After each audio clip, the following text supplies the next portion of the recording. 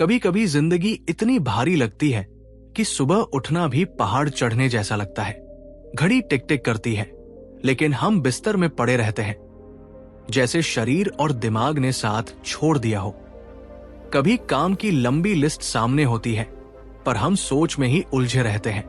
कभी दिल डर से जकड़ जाता है, अगर मैं फेल हो गया तो।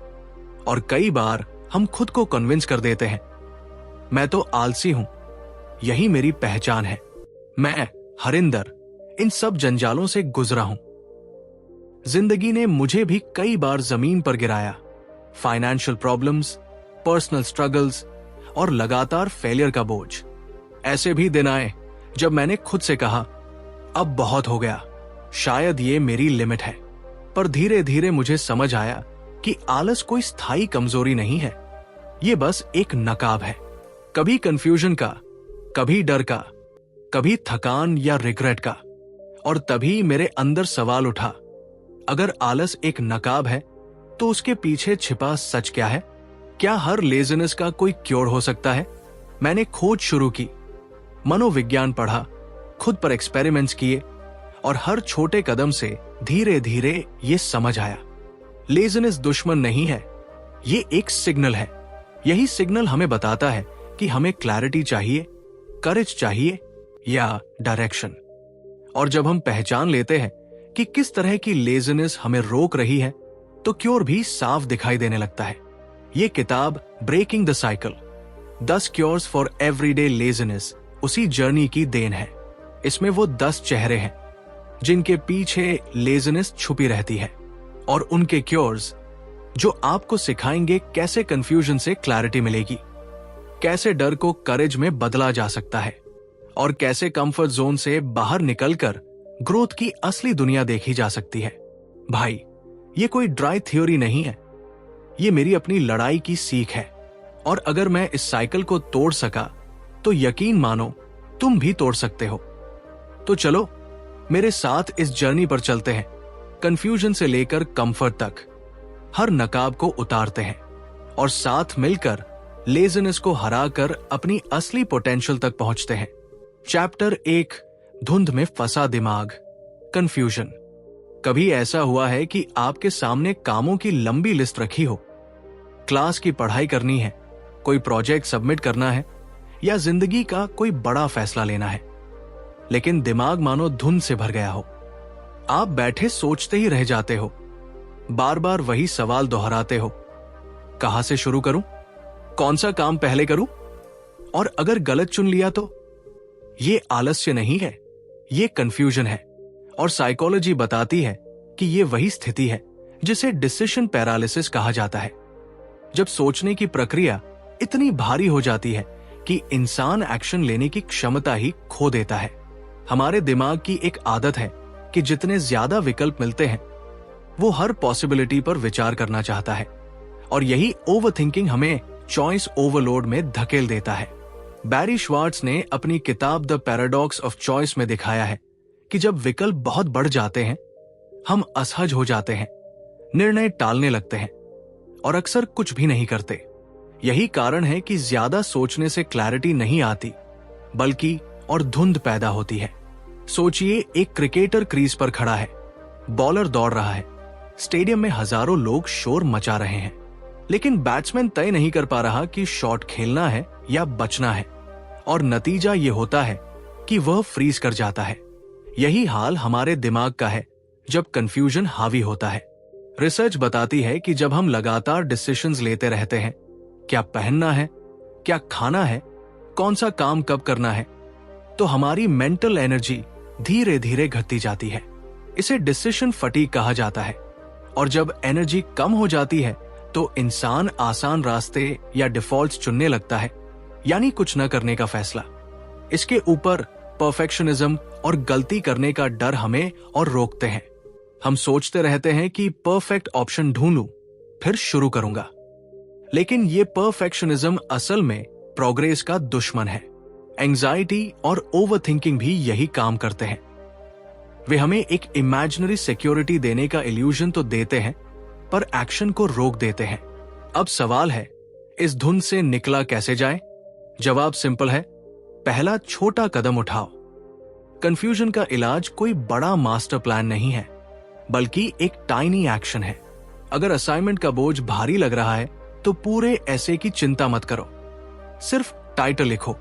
अगर किताब शुरू करनी है तो चैप्टर प्लान बनाने में समय मत गंवाओ, बस पहला पेज खोलो और 5 मिनट पढ़ लो।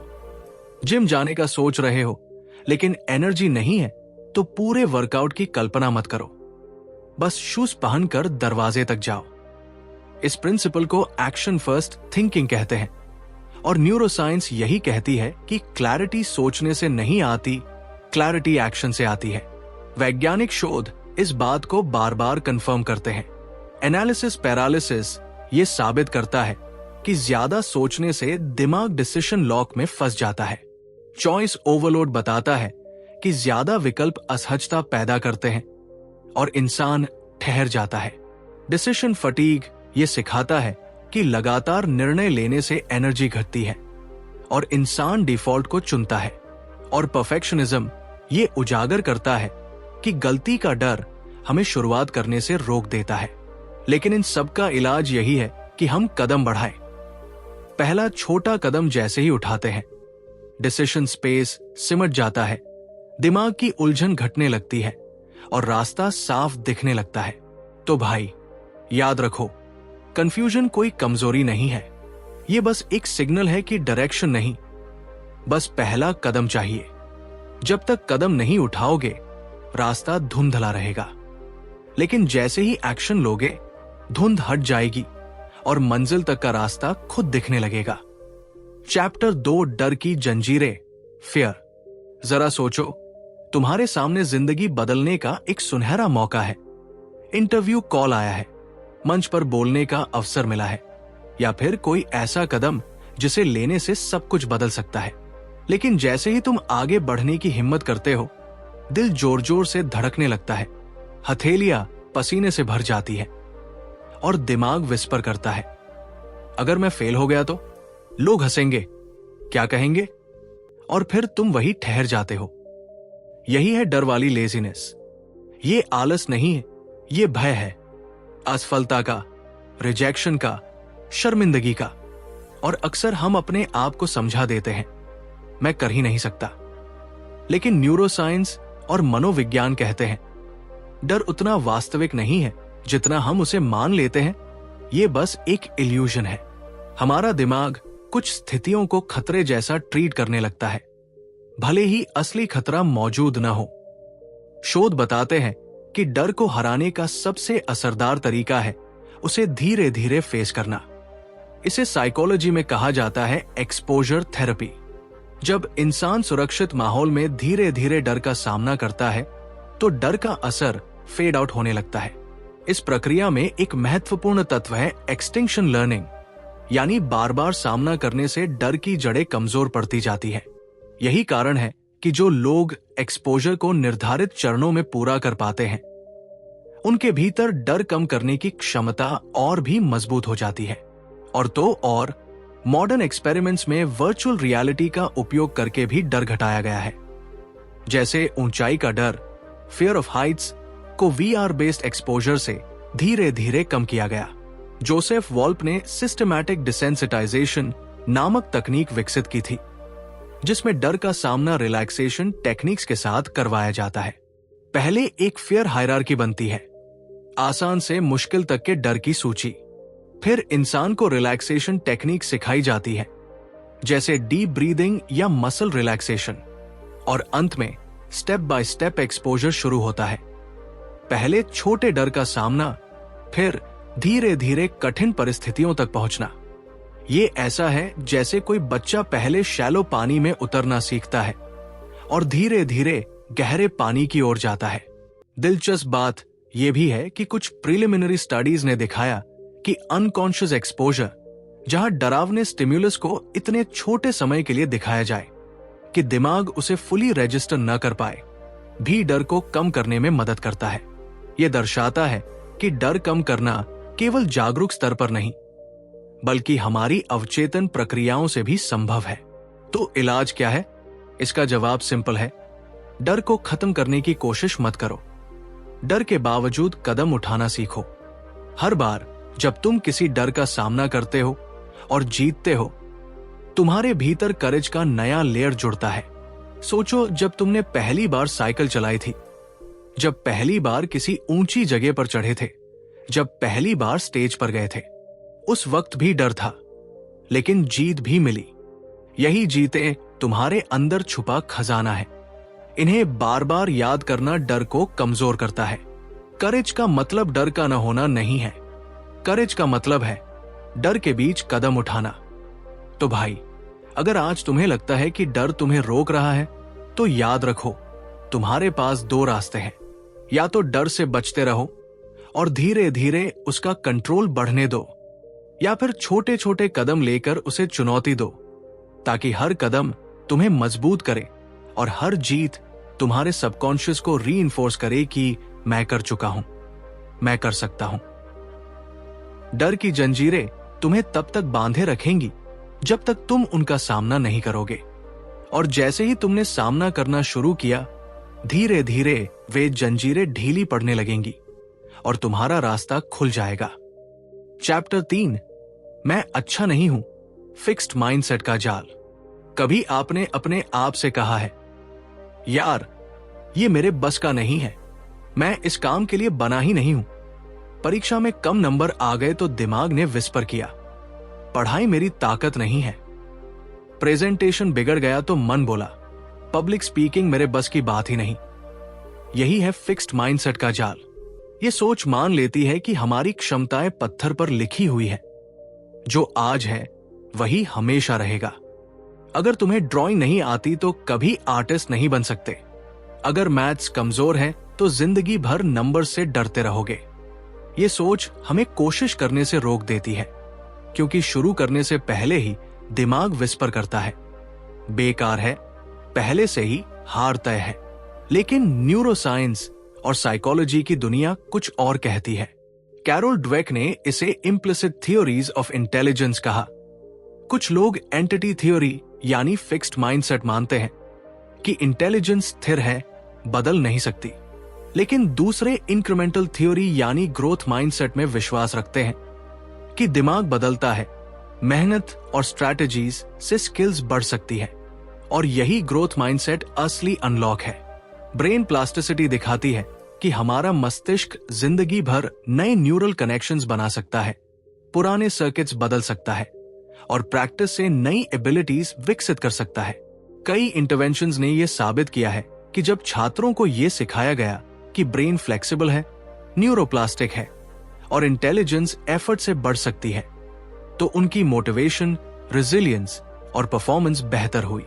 उन्होंने चुनौतियों से भागना छोड़ा, फेलियर्स को फीडबैक की तरह लिया और गलतियों से सीखने लगे। याद करो, जब तुमने पहली बार साइकिल चलाने की कोशिश की थी, शुरुआत में बैलेंस नहीं बना, बार बार गिरे, चोट लगी। अगर उस दिन तुमने सोच लिया होता कि मैं साइकिल नहीं चला सकता, तो क्या आज 2 पहियों पर उड़ान भर पाते? नहीं, लेकिन तुमने सबकॉन्शियसली ग्रोथ माइंडसेट अपनाया। अभी नहीं चला पा रहा, लेकिन सीख सकता हूं, और लगातार गिरते उठते आखिर चला लिया। यही फर्क है। फिक्स्ड माइंडसेट हार पर फुल स्टॉप लगा देता है, जबकि ग्रोथ माइंडसेट उसे सिर्फ कॉमा समझकर आगे बढ़ता है। रिसर्च बताती है कि ग्रोथ माइंडसेट इंटरवेंशंस से स्टूडेंट्स में रेजिलियंस बढ़ी, परफॉर्मेंस बेहतर हुआ और चुनौतियों को फेस करने की क्षमता मजबूत हुई। न्यूरोसाइंस भी कंफर्म करती है कि माइंडसेट बदलने से ब्रेन एक्टिवेशन और कनेक्टिविटी बदल सकती है, जैसे एंटीरियर सिंगुलेट कॉर्टेक्स और हिपोकैम्पस जैसी जगहों पर। यानी दिमाग सचमुच रीवायर्ड हो सकता है। लेकिन एक और सच्चाई है, सिर्फ ग्रोथ माइंडसेट अच्छा है कह देने से काम नहीं चलता। सही स्ट्रैटेजीज, सपोर्टिव एनवायरनमेंट, फीडबैक और रिसोर्सेज भी उतने ही जरूरी है। कैरोल ड्वेक खुद मानती हैं कि एफर्ट अकेले काफी नहीं है। एफर्ट प्लस सही स्ट्रैटेजी प्लस सीखने का माहौल असली ग्रोथ। तो क्योर क्या है? सिंपल, असुविधा में ग्रोथ छुपी है। फिक्स्ड माइंडसेट कहता है मैं नहीं कर सकता, ग्रोथ माइंडसेट विस्पर करता है अभी नहीं कर पा रहा, लेकिन सीख सकता हूं। फर्क सिर्फ एक छोटे से शब्द का है, अभी नहीं, ये छोटा सा शिफ्ट पॉसिबिलिटीज का दरवाजा खोल देता है। जब भी वीकनेस लगे, सेंटेंस में अभी जोड़ो, मैं पब्लिक स्पीकिंग में अच्छा नहीं हूं। अभी ये सिंगल शब्द तुम्हें याद दिलाएगा कि इंप्रूवमेंट पॉसिबल है।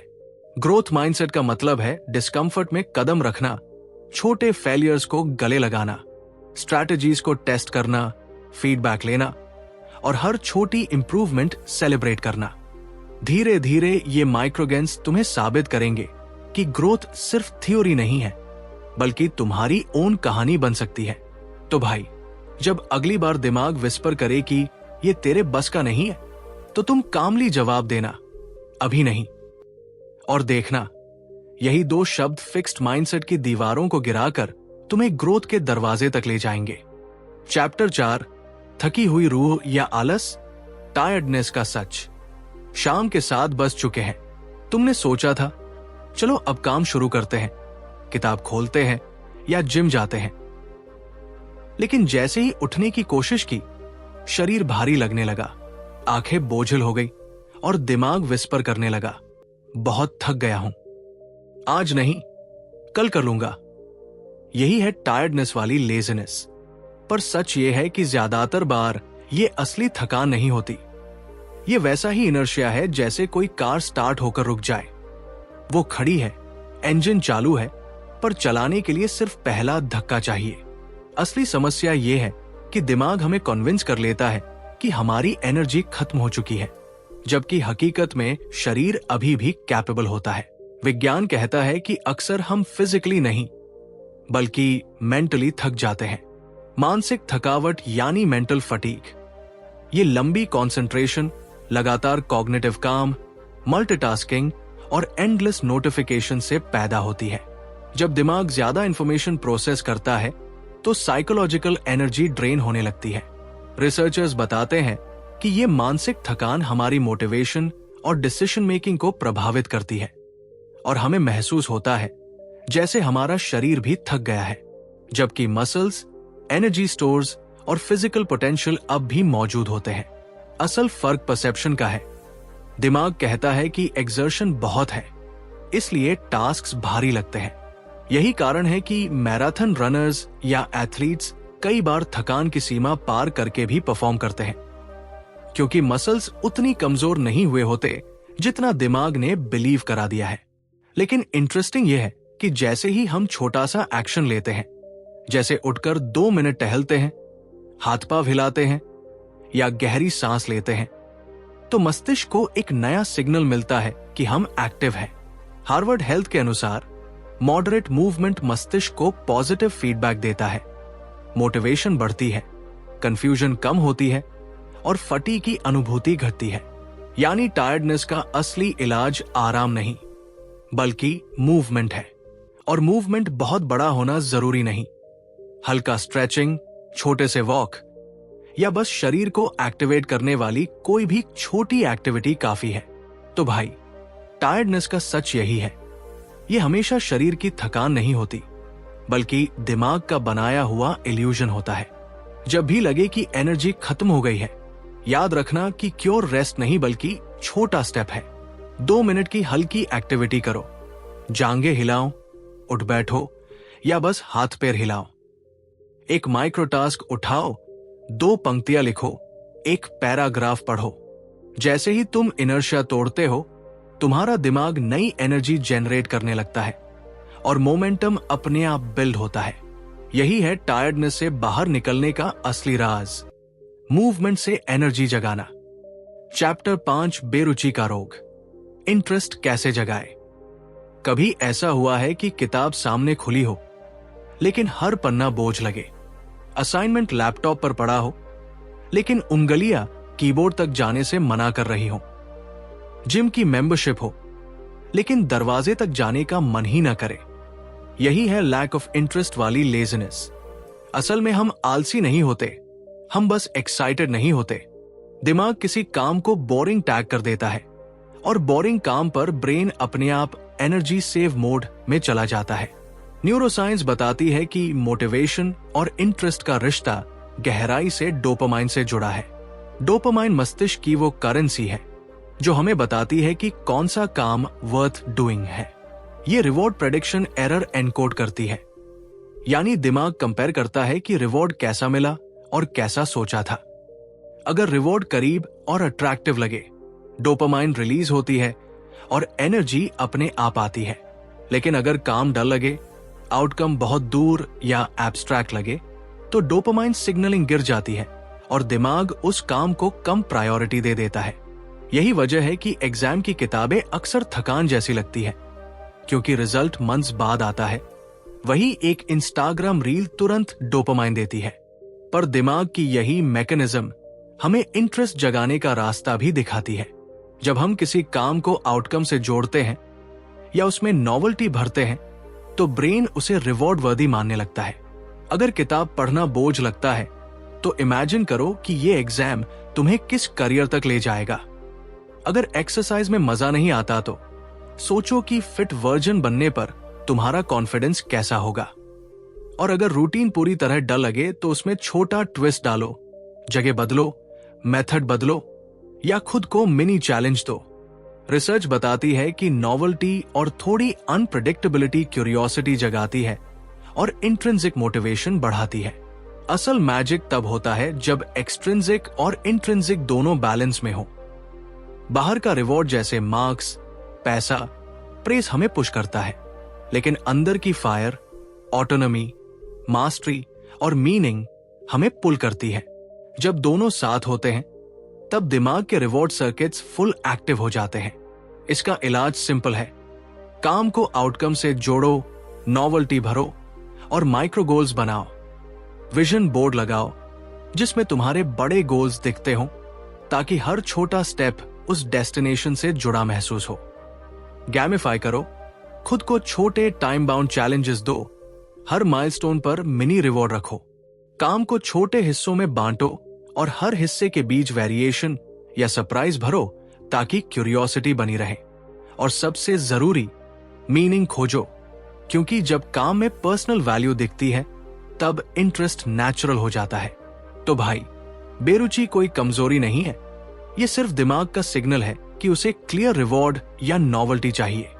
जैसे ही आउटकम और क्यूरियोसिटी साफ हो जाते हैं, वही बोरिंग काम भी वर्थ डूइंग लगने लगता है और उस दिन लेजीनेस का नाम इंटरेस्ट में बदल जाता है। चैप्टर 6, पछतावे का बोझ, रिग्रेट को मौका बनाओ। कभी न कभी तुमने भी सोचा होगा, काश मैंने पहले शुरू किया होता, काश एग्जाम की तैयारी 1 साल पहले कर ली होती, काश उस बिजनेस आइडिया को समय रहते पकड़ लिया होता, काश जिम ज्वाइन कर लिया होता जब शरीर जवान था। यही है रिग्रेट वाली लेजीनेस। ये वो ट्रैप है जहां इंसान सोचता है कि अब बहुत देर हो चुकी है, मौका चला गया, अब शुरुआत का कोई फायदा नहीं। दिमाग विस्पर करता है, अब एज निकल गई, अब भागना नामुमकिन है, और यहीं से एक्शन ठहर जाता है। लेकिन साइकोलॉजी कहती है कि रिग्रेट फुल स्टॉप नहीं, ये कॉमा है। शोध बताते हैं कि रिग्रेट केवल एक नकारात्मक भावना नहीं है, बल्कि ये हमें सुधार और बदलाव की दिशा में पुश करती है। लोगों ने इसे अन्य नकारात्मक भावनाओं से कहीं ज्यादा यूजफुल माना है, क्योंकि रिग्रेट हमें हमारे पास्ट डिसीजंस पर सोचने, उनसे सीखने और भविष्य में बेहतर चॉइसेस करने का मौका देती है। ये काउंटर फैक्चुअल थिंकिंग को एक्टिवेट करती है, यानी हम सोचते हैं कि क्या हो सकता था, और ये सोच हमारे आने वाले डिसीजंस को शेप करती है। कुछ स्टडीज ने यह भी दिखाया कि रिग्रेट हमारे अंदर मीनिंग सर्च को जगाती है। ये हमें पर्पस की तलाश में ले जाती है, जीवन को दोबारा अर्थ देने की ओर धकेलती है। इतिहास गवाह है कि रिग्रेट के बाद भी नई शुरुआतें महान परिणाम ला सकती है। कर्नल सैंडर्स ने KFC की शुरुआत 65 की उम्र में की। ग्रैंडमा मोजेस ने 70 की उम्र के बाद पेंटिंग शुरू की। इनकी कहानियां यही बताती है कि पछतावे को फुल स्टॉप मत मानो, वो तो रिमाइंडर है कि समय प्रेशियस है और तुम्हें अभी एक्शन लेना है। हाँ, ये सच है कि अगर रिग्रेट बहुत अधिक हो जाए और हम उसे कैरी करने लगे, तो वेलबींग पर नकारात्मक असर पड़ सकता है। जीवन संतोष कम हो जाता है, तनाव और डिप्रेसिव सिम्टम्स बढ़ सकते हैं। लेकिन रिसर्च ये भी कहती है कि हम अपनी यादों और रिग्रेट्स को रीफ्रेम कर सकते हैं। अगर हम उन्हें नए नजरिए से देखने लगे, सीख की तरह, ग्रोथ के फ्यूल की तरह, तो रिग्रेट बोझ नहीं रह जाता, बल्कि प्रेरणा बन जाता है। तो क्योर क्या है? सिंपल, हर दिन को नया मौका मानो। कल वेस्ट हुआ तो क्या, आज के 24 घंटे फ्रेश है। आज का छोटा कदम कल के रिग्रेट को मिटा सकता है। अगर अभी शुरू करोगे तो आने वाले 5 साल बाद तुम्हारा फ्यूचर सेल्फ तुम्हें धन्यवाद देगा कि तुमने एक्शन लिया। और अगर रिग्रेट को रीइमेजिन करोगे तो तुम देखोगे कि वही गलतियां तुम्हें आज के इस विजडम तक लाई है। भाई, याद रखो, रिग्रेट को अपनी पीठ पर बोझ की तरह मत धो, उसे अपनी जेब में फ्यूल की तरह रखो।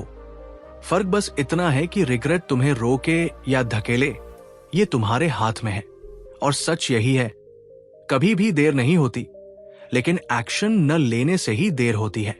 चैप्टर 7, मैं तो आलसी हूं। आइडेंटिटी को नया रूप दो। कभी तुमने खुद से कहा है, मैं तो लेजी इंसान हूं, मेरा नेचर ही ऐसा है? या दोस्तों ने मजाक में कहा हो, भाई तू तो परमानेंट आलसी है। धीरे धीरे ये शब्द, ये लेबल्स हमारी पहचान का हिस्सा बनने लगते हैं। और साइकोलॉजी कहती है कि जब हम खुद को किसी लेबल से जोड़ लेते हैं तो हमारा दिमाग उसी लेबल को जस्टिफाई करने लगता है। अगर तुम खुद को लेजी मानते हो तो तुम्हारा माइंड उसी फिल्टर से हर ऑप्शन को देखेगा जो एक्शन लेने से बचाता है। यही है आइडेंटिटी का जाल। आइडेंटिटी बेस्ड मोटिवेशन थ्योरी बताती है कि इंसान का बिहेवियर उसकी आइडेंटिटी को फॉलो करता है। अगर तुम्हारी पहचान मैं मेहनती हूं या मैं एक्शन टेकर हूं बन जाए, तो तुम्हारा दिमाग नेचुरली उन्हीं चॉइसेस को अट्रैक्टिव मानेगा जो उस आइडेंटिटी को सपोर्ट करती है। न्यूरोसाइंस और सोशल साइकोलॉजी दोनों यही मानते हैं कि हमारी सेल्फ कॉन्सेप्ट, हमारे सेल्फ स्कीमास यानी वो बिलीव्स और अजम्पशंस जो हम अपने बारे में रखते हैं, डायरेक्टली हमारे एक्शंस को शेप करते हैं। और अच्छी खबर यह है कि ये स्कीमास बदले जा सकते हैं। सोचो, अगर कोई बार बार कहे मैं पब्लिक स्पीकर हूं, तो उसका दिमाग हर छोटे मौके पर बोलने की कोशिश करेगा, क्योंकि माइंड चाहता है कि उसका बिहेवियर उसकी आइडेंटिटी के साथ कंसिस्टेंट हो। यही लूप उल्टा भी चलता है। अगर तुम खुद को आलसी कहोगे तो माइंड तुम्हें बार बार कंफर्ट चुनने पर मजबूर करेगा। पर अगर तुम अपनी आइडेंटिटी को नया रूप दो तो बिहेवियर भी बदलने लगेगा। आइडेंटिटी बिहेवियर थ्योरी मानती है कि पहचान एक इंजन की तरह है। अगर इंजन बदल दो तो गाड़ी का रास्ता अपने आप बदल जाता है। तो इलाज क्या है? क्योर सिंपल है, आइडेंटिटी को रीडिफाइन करो। ओवरनाइट आइडेंटिटी नहीं बदलती, लेकिन छोटे छोटे कदमों और नए सेल्फ लेबल से ये जर्नी शुरू होती है। जब तुम खुद से कहना शुरू करते हो, मैं डिसिप्लिन्ड इंसान बनने की जर्नी पर हूं, मैं एक्शन टेकर हूं, मैं रोज थोड़ा थोड़ा फोकस बढ़ा रहा हूं, तो दिमाग इन स्टेटमेंट्स को इंटरनलाइज करने लगता है। और जितनी बार ये दोहराओगे, उतनी बार माइंड इसे सच मानने लगेगा। धीरे धीरे तुम्हारा बिहेवियर इस नई पहचान के साथ अलाइन हो जाएगा। आइडेंटिटी चेंज का असली सीक्रेट है कंसिस्टेंसी, परफेक्शन नहीं। शुरू में गलतियां होंगी, कभी कभी गैप भी आएगा, लेकिन हर छोटा प्रूफ तुम्हें याद दिलाएगा कि देखो, मैंने आज ये काम किया, इसका मतलब मैं आलसी नहीं, मैं कैपेबल हूं। यही छोटे छोटे सबूत तुम्हारे नए आइडेंटिटी को सीमेंट करते हैं। और जब तुम इन्हें अपने रूटीन में एंकर कर देते हो, जैसे सुबह उठते ही 5 मिनट पढ़ना या हर दिन एक छोटा काम पूरा करना, तो धीरे धीरे दिमाग ये मान लेता है कि मैं एक्शन टेकर हूं। तो भाई, अगर आज भी तुम्हारे मन में ये विस्पर आता है कि मैं तो आलसी हूं, तो कामली जवाब देना, नहीं, मैं एक्शन टेकर हूं और हर दिन इसे साबित कर रहा हूं। देखना, समय के साथ ये नया लेबल तुम्हारी असली पहचान बन जाएगा। चैप्टर 8, काम का पहाड़, ओवरवेल्म को छोटा करो। कभी ऐसा महसूस हुआ है कि कामों का पहाड़ सामने खड़ा है?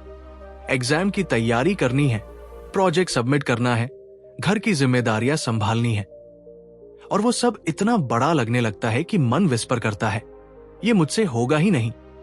यही है ओवरवेल्म वाली लेजीनेस। ये असली आलस नहीं है, बल्कि काम के बोझ का डर है जो हमें फ्रीज कर देता है। दिमाग ओवरलोड में चला जाता है और सोचता है, इतना सब है, कहां से शुरू करूं? नतीजा ये कि हम वही रुक जाते हैं। न्यूरोसाइंस कहती है कि हमारा वर्किंग मेमोरी कैपेसिटी लिमिटेड है। जब डिमांड्स और इनपुट्स एक साथ बहुत बढ़ जाते हैं तो कॉग्निटिव ओवरलोड होता है। यही ओवरलोड हमारी डिसीजन मेकिंग, फोकस और इनिशिएशन पावर को ब्लॉक कर देता है। कंजर्वेशन ऑफ रिसोर्सेज थ्योरी बताती है कि जब हमें लगता है कि हमारे पास एनर्जी, टाइम या अटेंशन जैसे रिसोर्सेज कम है तो स्ट्रेस और पैरालिसिस और बढ़ जाते हैं। इसी वजह से हम प्रोक्रेस्टिनेट करने लगते हैं, क्योंकि माइंड स्टार्ट ही नहीं कर पाता। लेकिन दिलचस्प बात यह है कि इंसान स्वाभाविक रूप से बड़े कामों को छोटे हिस्सों में तोड़ने की प्रवृत्ति रखता है। रिसर्च बताती है कि हम नेचुरली ह्यूरिस्टिक डीकॉम्पोजिशन करते हैं, यानी बड़े गोल्स को छोटे सब गोल्स और माइक्रो एक्शंस में डिवाइड कर देते हैं ताकि वो मैनेजेबल लगे। यही वजह है कि जब हम किसी बड़े काम का पहला छोटा स्टेप उठाते हैं तो अचानक वो पहाड़ छोटा सा हिल बन जाता है। और साइंस में इसे सपोर्ट करने वाला एक और प्रिंसिपल है, ज़ेगर्निक इफेक्ट। ये कहता है कि अधूरे काम दिमाग पर ज्यादा जगह घेरते हैं और हमें उन्हें पूरा करने की प्रेरणा देते हैं। यानी अगर तुम किसी टास्क को थोड़ा भी शुरू कर दो तो दिमाग खुद प्रेशर बनाएगा कि अब इसे खत्म करो। तो क्योर क्या है?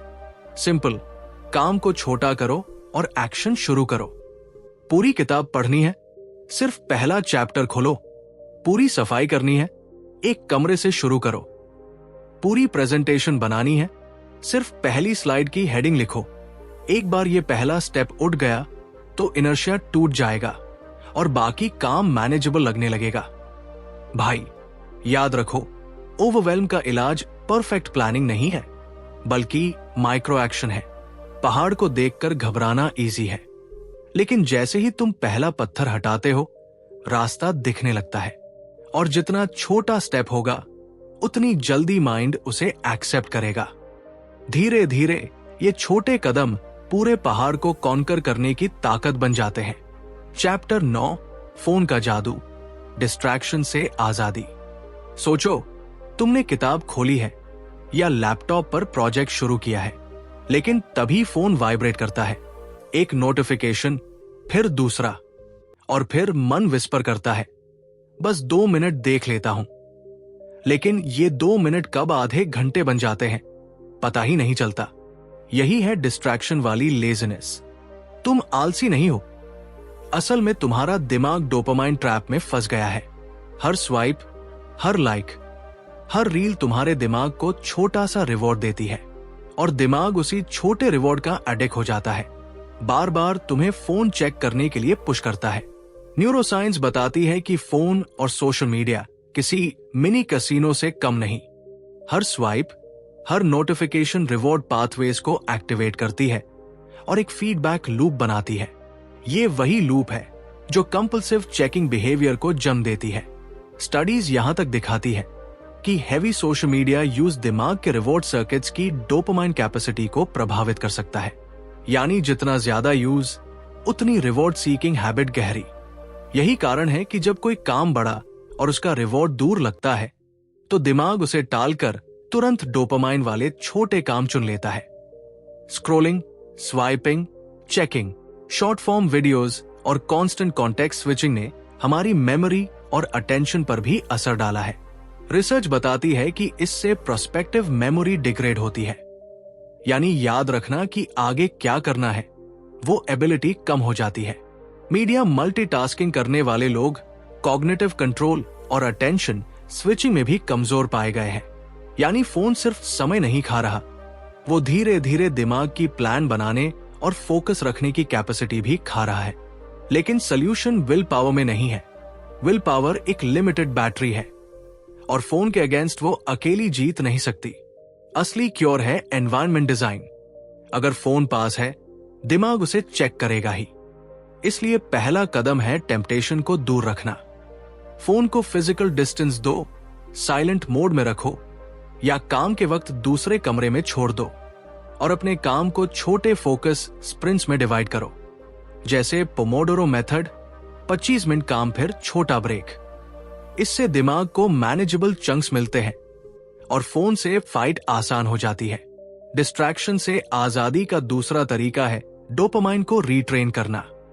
जब भी कोई बड़ा काम पूरा करो, अपने आप को छोटा रिवॉर्ड दो, जैसे ब्रेक में एक बार फोन चेक। इससे दिमाग को सीखने मिलता है कि असली रिवॉर्ड एक्शन के बाद आता है, बीच में नहीं। यही सब्स्टिट्यूशन तुम्हें धीरे धीरे एडिक्टिव लूप से बाहर निकालती है। भाई, याद रखो, डिस्ट्रैक्शन तुम्हें आलसी नहीं बना रही, वो तुम्हें छोटे छोटे रिवॉर्ड्स में उलझाकर तुम्हारे बड़े सपनों से भटका रही है। फोन को अपना मास्टर मत बनने दो, उसे टूल की तरह यूज करो। और देखना, जब फोन तुम्हारे कंट्रोल में आएगा तो तुम्हारा फोकस ही तुम्हारा सबसे बड़ा वेपन बन जाएगा। चैप्टर 10, आराम का धोखा। कंफर्ट जोन से बाहर निकलो। सोचो, एग्जाम सिर पर है, लेकिन दिमाग विस्पर करता है, आज मत पढ़, कल पक्का से शुरू कर लूंगा। जिम की मेंबरशिप ली हुई है, लेकिन मन कहता है आज आराम कर, सोमवार से शुरू कर लेंगे। या फिर कोई नया मौका सामने है, स्टार्टअप का आइडिया, कोई स्टेज परफॉर्मेंस, कोई नया स्किल, बट अंदर से आवाज आती है, अब क्यों रिस्क लूं, यही ठीक हूं। यही है कंफर्ट वाली लेजीनेस। ये सबसे खतरनाक ट्रैप है, क्योंकि ये सुरक्षित और सुखद दिखता है, पर धीरे धीरे यही आराम मेडियोक्रिटी की जेल बन जाता है। न्यूरोसाइंस बताती है कि दिमाग कंफर्ट क्यों पसंद करता है। ब्रेन एफिशिएंसी की ओर झुकता है। वो उन्हीं फैमिलियर पाथवेज को स्ट्रेंथन करता है जो एनर्जी बचाते हैं। यही कारण है कि नोन रूटीन्स आसान लगते हैं और नए काम भारी। लेकिन असली ग्रोथ तभी होती है जब दिमाग को नए न्यूरल पाथवेज बनाने पड़े, जब हम डिस्कम्फर्ट अपनाएं। साइकोलॉजी टुडे के लेख कहते हैं कि डिस्कम्फर्ट खुद एक ग्रोथ कैटलिस्ट है। जब हम चैलेंजेस फेस करते हैं, वो हमें स्ट्रेच करता है और हमारी मानसिक शक्ति बढ़ाता है। वोक्स मेंटल हेल्थ के अनुसार यही डिस्कम्फर्ट हमें रीवायरिंग के लिए पुश करता है, और यर्क्स डॉटसन लॉ इसे बैलेंस में रखता है। थोड़ा स्ट्रेस, मॉडरेट चैलेंज परफॉर्मेंस को पीक पर ले जाता है, लेकिन बहुत ज्यादा तनाव हमें गिरा देता है। मतलब, डिस्कम्फर्ट पूरी तरह अवॉइड करने की चीज नहीं, बल्कि उसे सही मात्रा में एम्ब्रेस करने की कला है।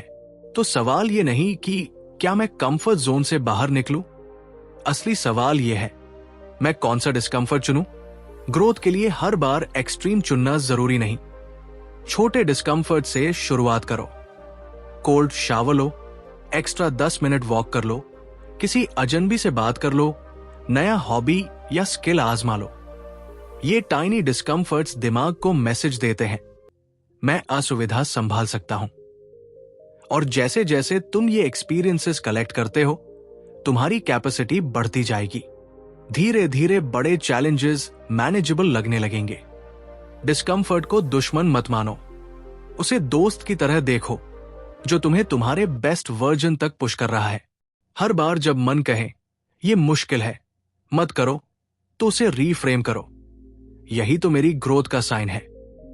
यही पर्सपेक्टिव तुम्हें ऑर्डिनरी कंफर्ट से एक्स्ट्राऑर्डिनरी ग्रोथ की ओर ले जाएगा। आराम तुम्हें रोक रहा है, लेकिन ग्रोथ तुम्हें बुला रही है। कंफर्ट जोन छोड़ो, डिस्कम्फर्ट अपनाओ। यही सच है अपने बेस्ट वर्जन तक पहुंचने का। तो भाई, अब जब तुमने ये किताब पूरी सुनी है, तो सोचो हमने कितनी परतें खोली। शुरुआत हुई कंफ्यूजन से, जहां दिमाग धुंध में फंस जाता है और पहला कदम ही नहीं उठता।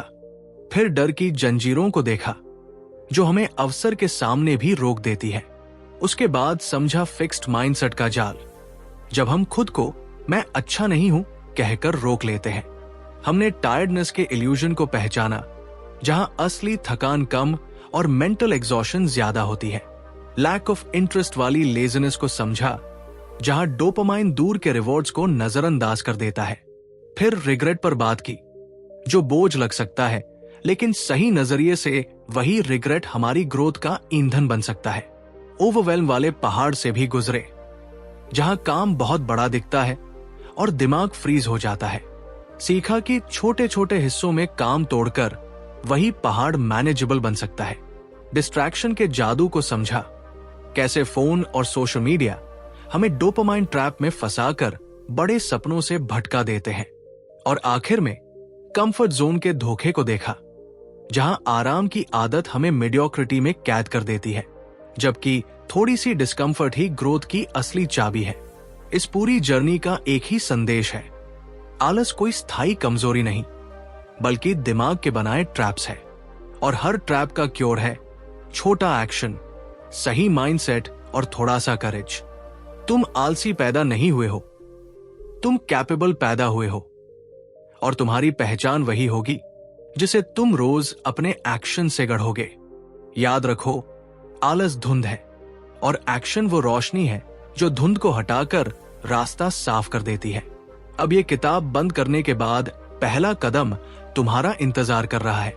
और भाई, अगर ये किताब तुम्हें पसंद आई हो तो चैनल ऑडियो बुक 177 जरूर सब्सक्राइब करो। ऐसी ही और किताबों और कहानियों के लिए जुड़े रहो, ताकि अगली बार जब नया सफर शुरू हो तुम सबसे पहले सुन सको।